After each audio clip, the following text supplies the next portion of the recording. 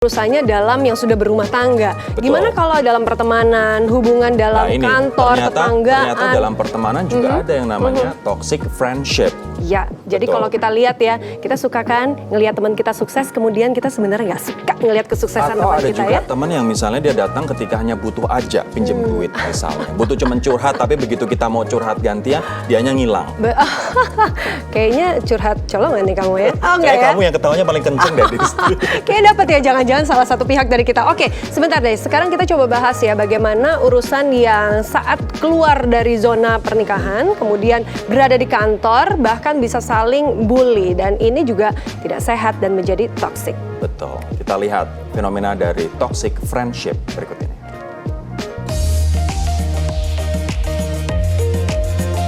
Hubungan yang toksik ternyata tidak melulu dalam percintaan loh inliners. Di pertemanan sehari-hari, bahkan di antara rekanan kerja, juga banyak yang menyebarkan toksik, bikin sebal dan akibatnya macam-macam. Mulai dari munculnya drama dan konflik hingga turunnya produktivitas. Waduh, nggak boleh didiemin nih inliners. Pertama perlu kita kenali dulu nih rekan kerja seperti apa yang sifatnya toksik karena tidak bekerja secara profesional. Pertama, dia terlalu sering mengumbar alasan terutama ketika ketahuan melakukan kesalahan. Padahal seharusnya sikap mengakui, meminta maaf dan memperbaiki kesalahan jauh lebih sehat dan bertanggung jawab ya. Berikutnya nih, waspada kalau ada rekan kerja yang terlalu sering bergosip atau berbincang hal-hal yang tidak penting. Apalagi kalau sampai lupa waktu dan melalaikan pekerjaan.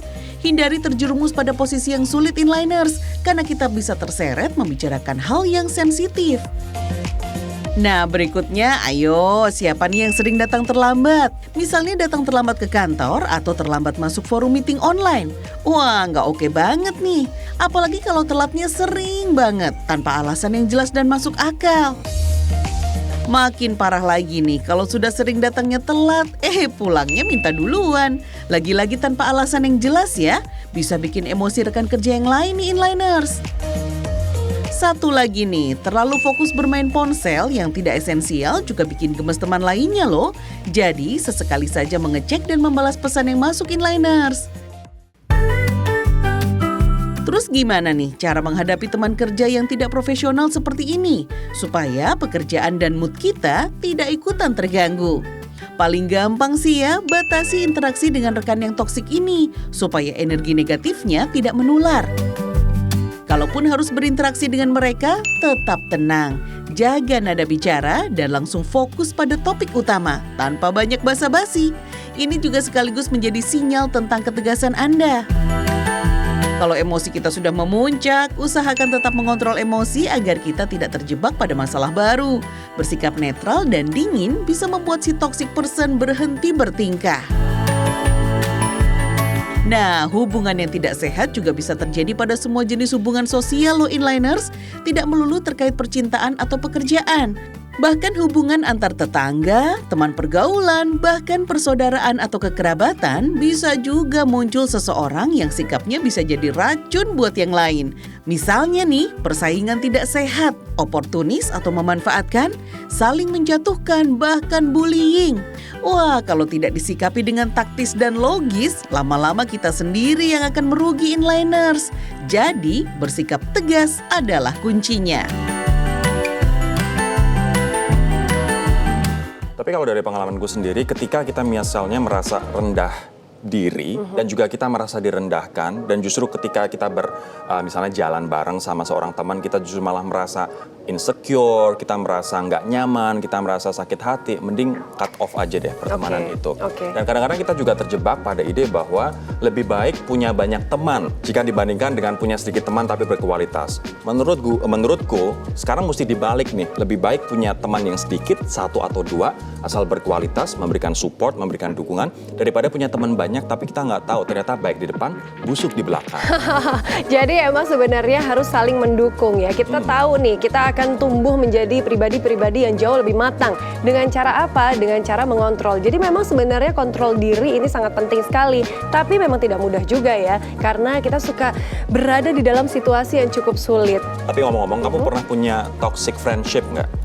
Kayaknya pernah ya, tapi itu terjadi sudah lama sekali saat masih duduk di bangku kuliah. Oke, apa yang dia lakukan? Justru yang dilakukan saat kita curhat nih, kita mencari teman untuk berbagi, yang ada dia nggak ada di sisi saya dan jadi kompor justru gitu. Oh, jadi Jadi ya kalau ini menurut saya menjadi toksik dan saya memang berhenti sampai di situ. Kalau sih. aku pernah juga ada teman misalnya ada masalah, saya bercerita, tapi ketika dia selalu bercerita kepada saya selalu dengerin, jadi teman yang baik, ya kan. Tapi ketika saya bercerita, dianya nggak ada.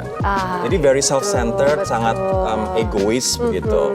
Ketika dia ada masalah, cerita ke saya. Ketika saya ada masalah, dia nggak mau dengerin. Oke, nah ini kira-kira gimana ya kalau menurut inliners nih? Apa jangan-jangan juga punya pengalaman ya hubungan yang tidak sehat atau bahkan pernah mengalaminya atau bahkan justru menjadi sumber toksiknya? Oke. Nah, kita simak apa kata inliners berikut. Karena jangan-jangan kita jadi sumber toksik sebenarnya. Pernah sih Mbak, kayak dibilangin kayak murahan banget sih mainnya sama cowok-cowok gitu. Posesif sih, lebih ke posesif. Belum pernah sih sebelumnya. Hubungan yang gak sehat tapi kayaknya susah buat diudahin gitu. Tahu? Hubungan yang ganggu ya? Pernah. Apa tuh bentuknya? Waktu pacaran, jadi pas pacaran kayak dilarang-larang, tapi nggak masuk akal gitu. Akhirnya pisah aja. Pernah. Apa wujudnya? Abusive, terus posesif, kayak gitu sih.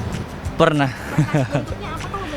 Ya posesif ya Mbak ya, terus kalau kita mau kemana-kemana harus izin gitu. Sedangkan kan kita nggak seharusnya izin ya. Jadi kita juga kan punya kesibukan masing-masing, kita punya keluarga, sahabat. Ternyata yang ngejatuhin mental aku bukan orang luar tapi orang rumah sendiri. Misalnya kita udah bener-bener mati-matian untuk keluarga padahal tapi ternyata selalu dibanding-bandingin gitu sih.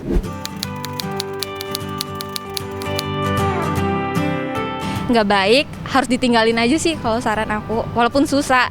Kasih saran buat udahan gitu. Paling selesain aja hubungannya, cari yang lain. Saat ngadepinnya ya diajak berantem dulu lah. Diberantemin dulu, kalau misalnya udah sama-sama keras akhirnya cabut aja lah daripada nggak jelas. Ketika tahu dia kayak gitu, aku langsung menjaga jarak sih. Segera berakhir aja kalau emang udah toksik banget Mbak. Ya karena nggak akan menyehatkan mental kita juga sih. Sejauh ini namanya orang tua, aku tutup telinga aja sih. Ya udah, mau diapain soalnya orang tua Mbak. Terima kasih, makasih. Ini menarik banget, ada pendapat dari psikolog Unair, Primatia Yogi Wulandari yang mengatakan bahwa ada 7 tipe toxic friends dalam toxic friendship. Yang pertama adalah the user. Ini tipe yang hanya akan ada apabila membutuhkan sesuatu. Nah, yang kita alami Muncul ya. tipenya the user. Yang kedua, the leech, tipe yang cenderung menggantungkan diri pada seseorang, ngutang, ya kan? Kemudian yang ketiga, drama queen, dia selalu mendramatisir semua masalah. Kemudian yang keempat, negatif Nelly, tipe ini selalu mengeluh dan berpikiran negatif, bahkan pada hal-hal positif sekalipun. Ya. Listi. Yang kelima, critical Cathy, tipe ini senang mengkritik, bahkan cenderung menjatuhkan kita. Nah. Yang keenam, the gossip hound, tipe ini gemar menyebarkan gosip dan terkadang membocorkan rahasia yang kita ceritain. Itu dia. Nah, itu yang kamu alami Bahaya ya. tuh. Yang terakhir adalah the rebel, tipe ini mengajak pada hal-hal yang buruk. Nah, Nah. kita harus berhati pada 7 tipe toxic friends ini. Oke, ini baru yang friends, belum lagi kalau ada di lingkaran keluarga sendiri ya. Artinya saat kita WhatsApp berada, group. ya itu juga cukup sulit ya Yeah. sebenarnya karena mungkin ada beberapa generasi yang berbeda gitu. Itu perlu juga kita pahami dan harus berhati-hati Nah, ya. mungkin inliners juga punya pengalaman sendiri dan juga menemukan relevansi dengan tadi adanya berita tadi ya. Tapi semoga kita bisa mengatasi toxic friendship maupun toxic relationship